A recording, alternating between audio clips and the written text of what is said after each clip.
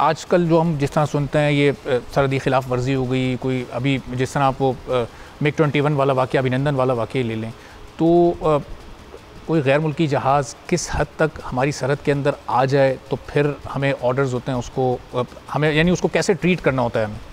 हमने अपनी ख़ित्ते की हालात को देखते हुए different rules of engagement define किए हुए होते हैं। हमने डिफरेंट लिमिटेशंस डिफ़ाइन की होती हैं डिफरेंट हालात के मुताबिक। हमने एक लिमिटेशंस डिफ़ाइन की हुई कि अगर वो उसकी इंटेंशंस देखी जाती हैं, अगर दुश्मन की जो जहाज़ है और वो उसकी इंटेंशंस ऐसी है कि उसने इंट्रूजन करनी है और उसने हमारी तरफ जारियत का रोल अपनाया हुआ है, तो हमारा भी फिर उसी के हिसाब से अपने रूल्स ऑफ एंगेजमेंट डिफ़ाइन करके हमारा टैक्टिकल एक्शन उसी के मुताबिक होता है। सही। और जो हमारा इंजीनियरिंग डिपार्टमेंट है, ज़ाहिर है अभी उसकी रिप्रेजेंटेशन यहाँ मौजूद नहीं है, लेकिन अगर उससे मुताल्लिक आप कुछ बता सकें कि टेक्नोलॉजी वाइज अभी पाकिस्तान किस हद तक आगे जा रहा है। हमारा दिफा हमने देखा माजी में बहुत ही नाकाबिल तस्खीर रहा है। हम शायद तादाद में बहुत कम हों, लेकिन क़ुव्वत, ताकत और जज्बा ईमानी में हम बहुत ज़्यादा रहे हैं। तो इन फ्यूचर हमारी ये स्ट्रेंथ और आगे की जानिब बढ़ रही है और हम स्ट्रेंथन होते जा रहे हैं इन डिफेंस। जी बिल्कुल, आपने बिल्कुल ठीक कहा। जो तादाद मैटर नहीं करती, जो जज्बा ईमानियत और जहाद का जज्बा और जंग का जज्बा ही आपको कामयाबी की तरफ लेके जाता है। हम हमेशा तादाद में कम रहे हैं दुश्मन से, बट हमारा जो जज्बा था उसकी वजह से हम यकीनी तौर पे हर जगह हमें अल्लाह ने फ़तह अता की है। तो जहाँ तक हमारी टेक्नोलॉजी का ताल्लुक़ है, हम बहुत तेज़ी से और अच्छे तरीके से मॉडर्न एयर फोर्सेस के मुकाबले में बहुत अच्छे तरीके से और तरक्की कर रहे हैं। इंटरनेशनल प्रिक्योरमेंट्स के साथ हम एक मॉडर्न एयर फोर्स, दुनिया की एक मॉडर्न एयर फोर्स बन चुके हैं और इंशाल्लाह हम इसी तरफ काम करते रहेंगे। ठीक है। अच्छा, अभी आपके बैक साइड पे जो जहाज़, हम ये इंडियन जहाज़ देख रहे हैं, इस पर एक वॉर ट्रॉफ़ी का टैग लगा हुआ है, नेट इसका नाम है गालिबन। मेरे कप में जो 104 है, ये इसके थ्रू इसको हम कैप्चर करने में कामयाब हुए। ये वाक़या क्या था, अगर हमारे सुनने वालों को ज़रा आप बताएं, किस तरह से हमने इस इंडियन जहाज़ को सही साबुत हालत में उतारा और फिर इसका पायलट राजपाल सिंह गालिबन उसका नाम था, उसको हमने फिर अभिनंदन की तरह वापस भेज दिया था? जी बिल्कुल, जैसे कि मैंने पहले बताया आपको कि हमारा टैक्टिकल एक्शन उसी वक्त स्टार्ट हो जाता है जब हम एक दुश्मन के जहाज़ की इंटेंशंस देखते हैं। इसकी इंटेंशंस भी बिल्कुल इसी तरह थी कि इसने आके पस्तूर के इलाके में इसने अपनी एक्टिविटी करनी थी, जो इसने अपना इंटेलिजेंस गैदरिंग करनी थी।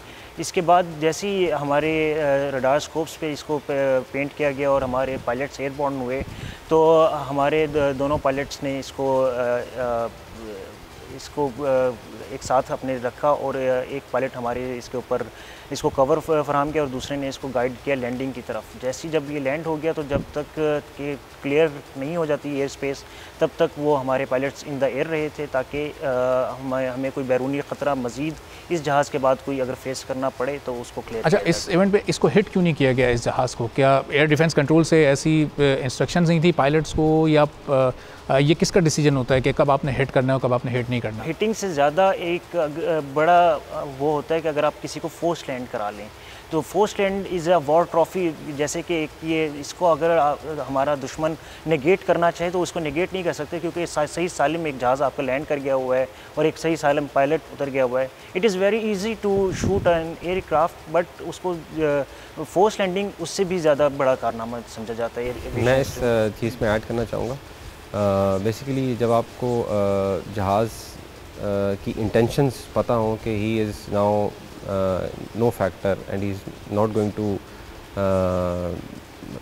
to fight you, so then the better option is to make him land rather than to kill him, so that it's more desirable to make him land after he is off his weapons.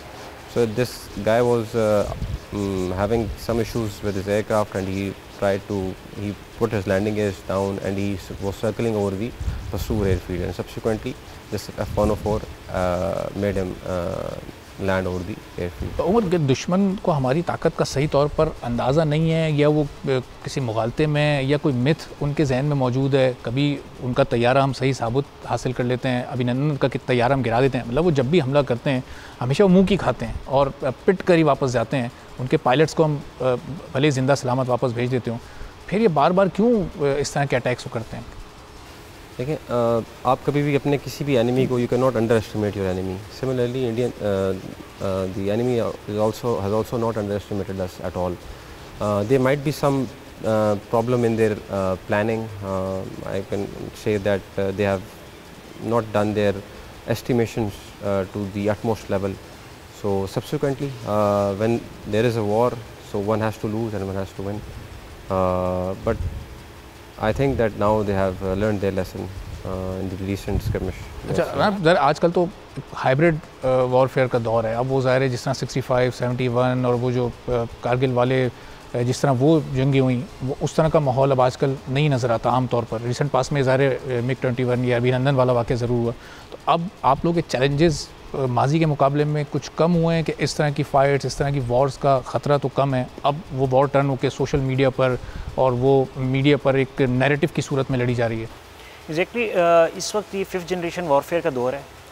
इस वक्त हमें जो ख़तरा दरपेश है वो इसी तरह के नैरेटिव बिल्डअप का ख़तरा दरपेश है। इस वक्त हमें जो ज़्यादातर ज़रूरत है, हमें be it the aerial frontiers और द ग्राउंड फ्रंटियर्स, हम वहाँ से अल्हम्दुलिल्लाह अपने आप को प्रूव कर चुके हुए हैं। बट हमें हाइब्रिड वॉरफेयर में अपने आप को कोप अप करना पड़ेगा और लेटेस्ट टेक्नोलॉजीज़ और लेटेस्ट ट्रेंड्स के से हम आहंग करना पड़ेगा, ताकि हमें पता होना चाहिए कि अगर नैरेटिव बिल्डअप होता है और जो सब्सिक्वेंटली बाद में बॉर्डर और जारियत की तरफ जाता है, तो हमें उससे अपने आप को हम आहंग करना पड़ेगा। सही। और ज़रा एक आम आदमी और हमारी फोर्सेस में शायद फ़र्क ये होता है, हमारे मुल्क का क्या बल्कि पूरी दुनिया का एक आम आदमी अपनी जान देने से डरता है, और आप लोग आते ही इसमें शहादत का रुतबा हासिल करने और आप लोग को जान का कोई खौफ नहीं होता। ये कौन सा जज्बा होता है? ये एक बाई बर्थ ये होता है, या फिर जब आप लोग अपनी ट्रेनिंग करते हैं, फोर्सेस को ज्वाइन करते हैं, तो ये उसके बाद ये जज्बा आपके अंदर आता है? ये जज्बा कहाँ से शुरू होता है? देखिए, ये जज्बा शहादत तो हमारे दीन का हिस्सा है। जो अल्लाह कुरान में कहता है कि शहीद को मुर्दा मत कहो, तो उस जज्बे की बेस पे हम बिल्कुल ये जज्बा जो शहादत है ये तो हर इंसान के अंदर होना चाहिए। नहीं सॉरी, मैं आपको कहता हूँ 95% या 96% आप देखें लोगों को, तो वो अब इस जज्बे से आ रही हैं। बल्कि मौत से हर एक इंसान को खौफ आ रहा होता है और वो अपने फ्यूचर की प्लानिंग कर रहा होता है कि उसे ये करना है, ये करना है, ये करना है, फैमिली एंड फ्यूचर सिक्योरिटी। बिल्कुल आपकी बात बिल्कुल ठीक है। एक आम आदमी के लिए शायद ये इतना ज़रूरी नहीं है जज्बा शहादत, लेकिन एक सोल्जर के लिए इट इज़ वेरी इंपॉर्टेंट कि उसके अंदर ये जज्बा शहादत हो, तभी वो बहादुरी से लड़ेगा। और ये जज्बा शहादत जो है ये हमारे दीन का हिस्सा है। तो जब भी आप अल्लाह की राह में अपनी जान देंगे तो it is the most honourable thing in the life of a soldier. So ये जज्बा हमें शुरू से ही था, बचपन से था, फ़ौज में आने से पहले था, फ़ौज में आने के बाद और बढ़ गया, और ये अभी बढ़ता ही जाएगा। और जो इसकी अल्टीमेट जो फॉर्म है दैट इज़ शहादत, एंड दैट्स इट। और ये जज्बा फिर अपने घर वालों को, अपनी फैमिली को, अपने पेरेंट्स को या अपने अगर आप लोग मैरिड हैं तो अपनी वाइफ को, अपने बच्चों को समझाने में मुश्किल पेश आती है। वो ज़ाहिर कभी डायरेक्टली इनडायरेक्टली को शिकायत करते हैं कि आप लोग महीनों अपने घरों से दूर रहते हैं, फैमिली से दूर रहते हैं, और ख़ुद आप लोगों के लिए कितना मुश्किल होता है? बिल्कुल, आप बात बिल्कुल ठीक है। सेक्रीफाइस जो है वो ऑब्वियसली आपकी फैमिली कर रही होती है। हमारी रूटीन्स थोड़ी सी टफ़ है एज़ फार एज़ अगर आप कॉमन मैन की बात करें तो उससे हम काफ़ी डिफरेंट लाइफ गुजार रहे होते हैं। तो ये सेक्रीफाइस का जज्बा आपकी फैमिली के अंदर भी होता है उतना ही जितना आपके अंदर होता है। उनको भी पता है, हमारे पेरेंट्स को, वाइफ एंड चिल्ड्रन, सबको ये अंदाज़ा है कि हमारे फादर, हमारे शौहर या हमारा बेटा जो है वो उस कौम का पहले है, उसके बाद पर रुका है। तो हमने इस कौम को सर्व करने का ओथ लिया हुआ है। So we are going to follow it and then subsequently the other. Subscribe करें और बेल दबाएं ताकि कोई खबर रह न जाए।